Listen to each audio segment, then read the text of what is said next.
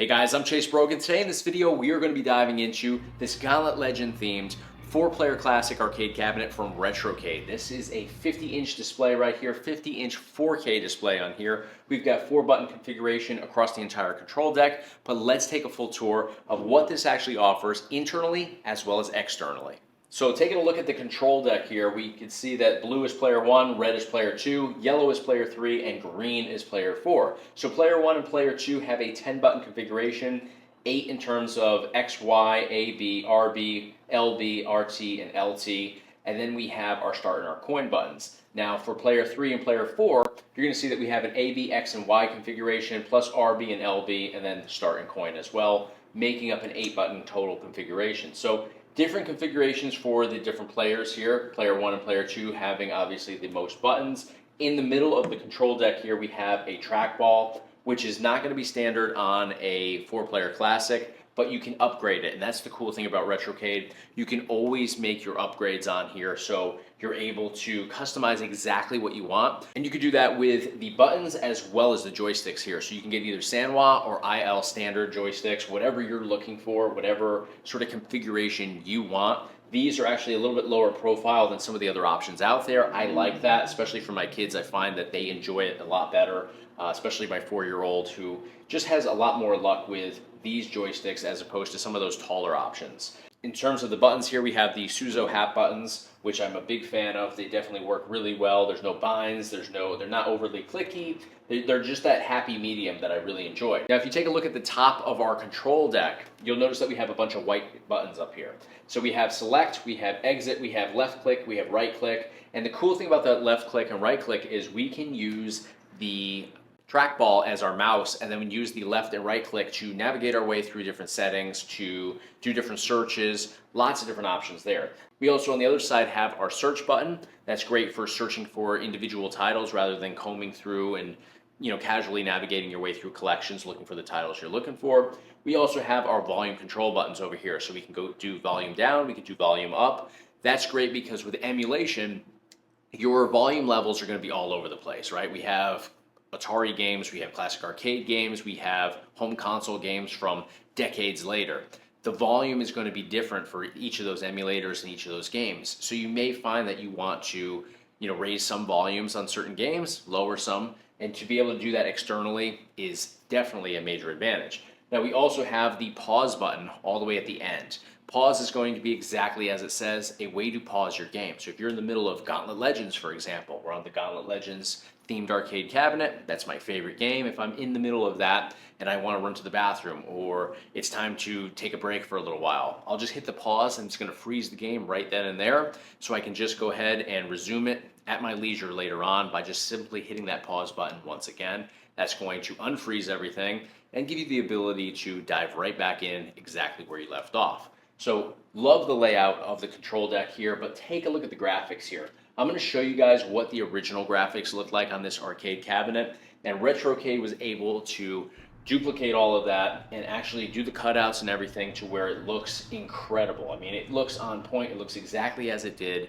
decades ago in the arcade with those original cabinets. I love that. I love that we have the weapons for each of the main 4 characters in this game. It's absolutely incredible. I love the yellow T-molding that is just throughout the entire unit here. Just everything on here pops beautifully. Now let's go up to the marquee. So up here on the marquee, we have an LED backlit marquee. This was custom made by Retro-Cade. They have an amazing design team over there, and everything's done in-house, which is really cool. They did a great job of customizing this for me. I love the way that it pops. It looks super sharp. It's not, pixelated like a lot of the graphics were back in the day. It just looks absolutely incredible. Now, the cool thing about the underside of the marquee is that's where we have our speakers. And the sound system for this consists of 2 standard 4x6 speakers, and we also have 5-inch subwoofers on here as well. So there are different audio options that you can upgrade to. These are pretty standard. And I love the sound system that comes through here. I'll go ahead and up the volume here. Currently everything is muted, but I will up the volume during gameplay here so you guys can really feel what the sound quality is like.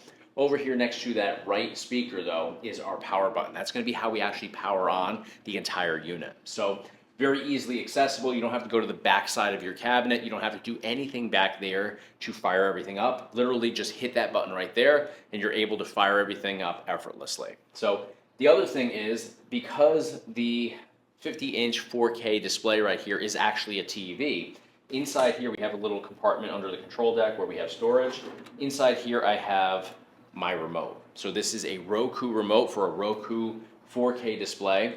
If I'm not interested in diving in here and jumping into games, I can actually use this as a smart TV at the end of the day. You have to connect over to Wi-Fi, you have to download the different streaming apps, but you can use this as a regular smart TV. We have Netflix on here, Disney Plus, Apple TV, Prime Video, all built into the remote, and you can go ahead and add whatever streaming apps you want. Like, I'm a big UFC fan, I watch a lot of ESPN Plus. I can add ESPN Plus on here, and when I'm not actively gaming, I can use this basically as an entertainment system. I can go ahead and watch the fights on Saturday nights right here from my arcade cabinet. So absolutely incredible. Let's go down to the base though. Down here you can see the graphics. They look incredible. They're vibrant colors. Everything, once again, just like the Marquee, not pixelated. It looks incredible. In fact, it's the same image as the Marquee, just obviously stretched. And with stretching it, making everything way bigger, we didn't lose that resolution. We didn't lose that graphic quality to this. It still looks sleek. It's incredible. The other thing is, with these graphics, they're a matte finish. So they don't look like they're, flat or anything like that, but they're not super glossy, which I actually like. And they're not peeling up in like the corners.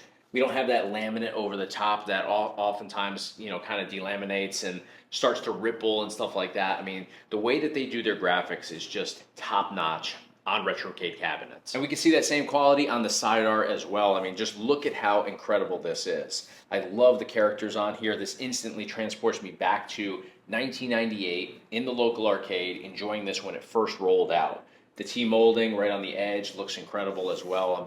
I'm a super big fan of the contrast here, the quality. Now, if you guys look closely, right over here, right along the line of the control deck here, you're gonna see that there is a seam. Now, to the naked eye, you really can't tell that there is a seam on here, but the reason there's a seam is the top actually disconnects from the base with this cabinet, and it disconnects very easily. I actually had to disconnect the top from the bottom to actually bring it up here into my studio because I have a very narrow stairwell and it just wasn't going to be possible to get it around one certain corner.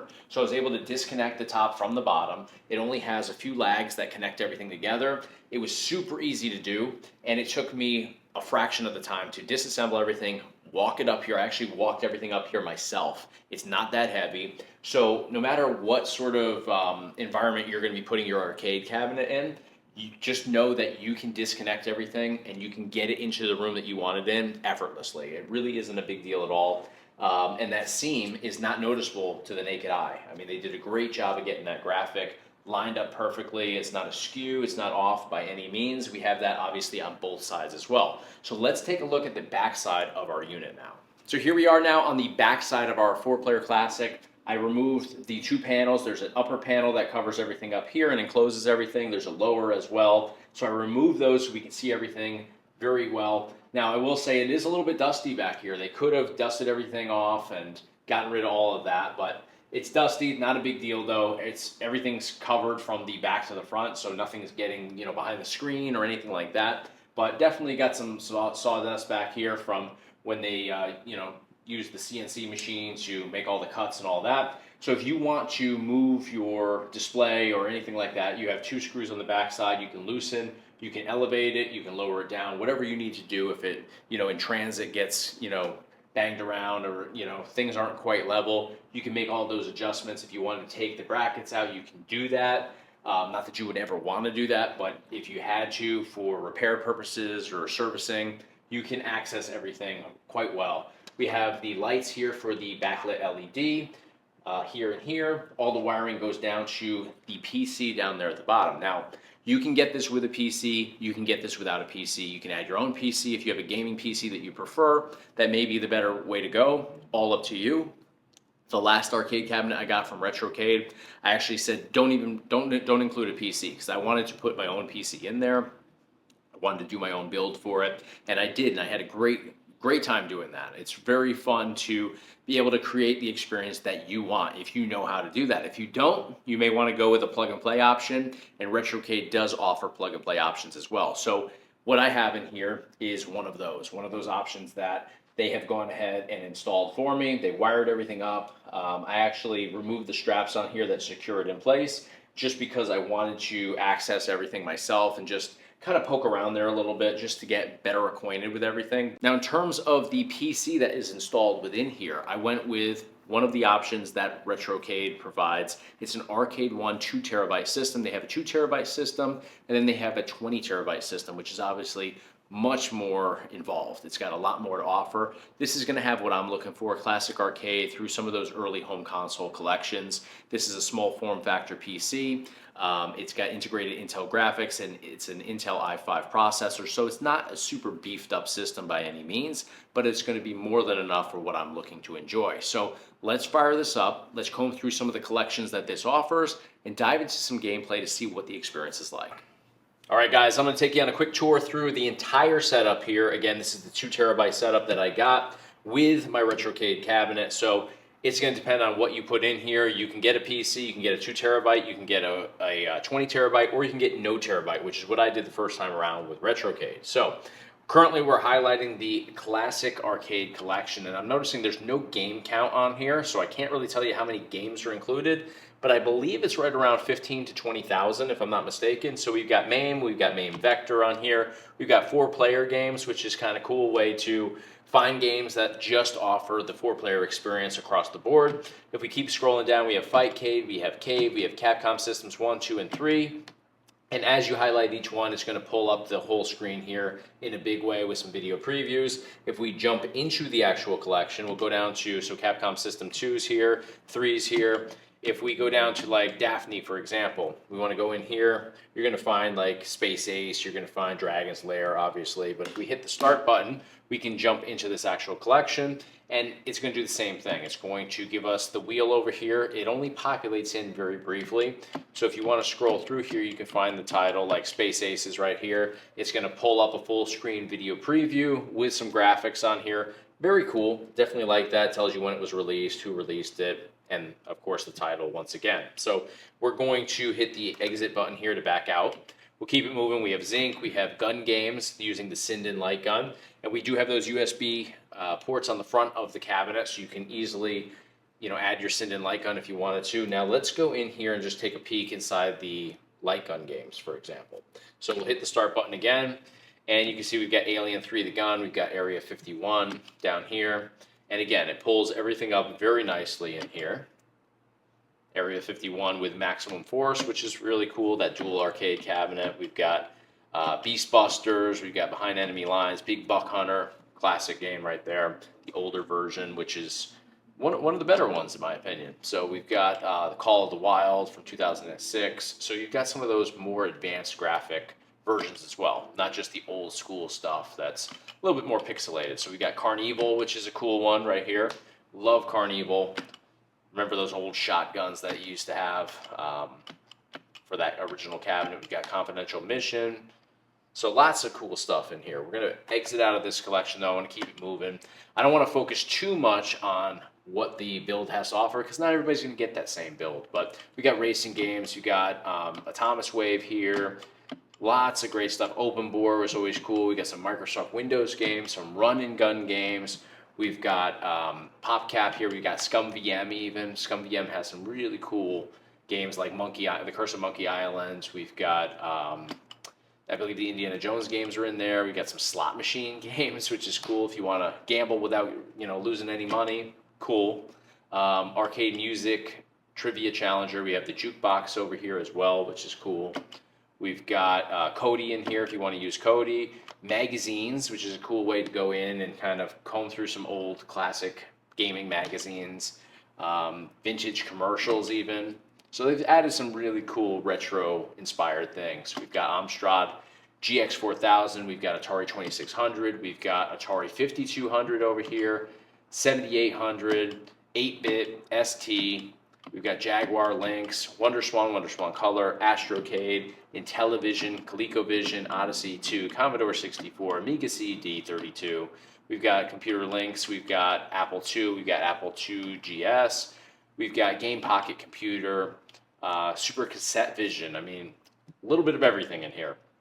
We've got some pinball as well, Future Pinball. There's also Pinball Arcade in here. Pinball FX2, which is, there's some really great tables in Pinball FX2.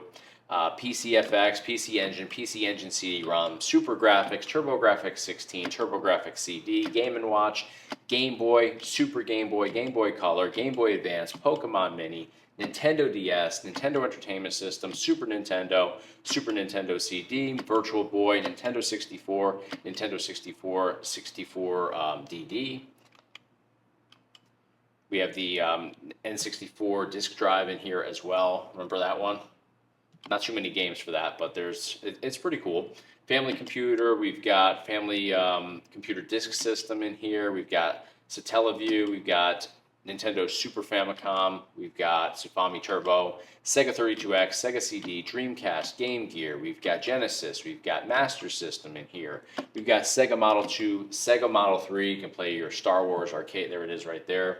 Lots of great games in there. Sega Naomi, Sega Saturn, SG-1000, Neo Geo, Neo Geo CD, Neo Geo Pocket, Neo Geo Pocket Color, PlayStation, PS2, PSP Minis, PSP, Supervision, and then we have a lot of these custom collections in here as well. So, I mean, Konami handheld, I mean, a little bit of everything. Now, I wouldn't play Konami handheld, but it's cool to have in there for the people that are, you know, nostalgic for that. So we've got Arcadia 2001, we've got 3DO, we've got some original Xbox, we've got some 68,000 in here, we've got just a ton of stuff. Wow. So many classic things. And we also have the search function. So if you're not sure what collection, you know, the game you're looking for belongs in, you can go in here and you can actually do a custom search as well. And we even have that search button built into the arcade cabinet as well. So we start over again with Classic Arcade, which is, again, the collection that I'm going to dive into the most today. Let's check out some titles.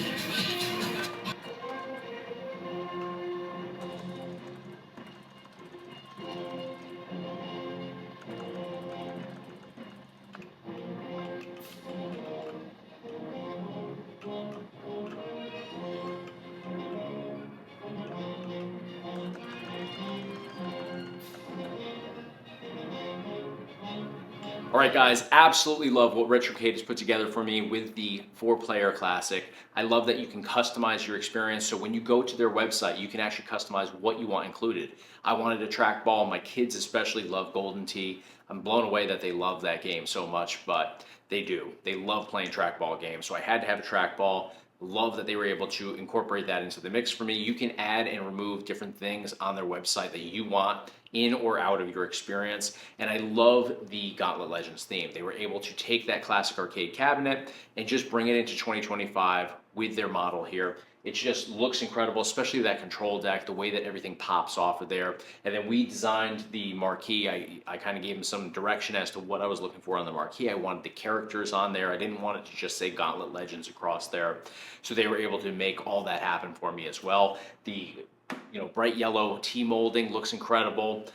Just a huge fan of what this has to offer here. The graphics on the side, the front, the top, just everything about this looks amazing.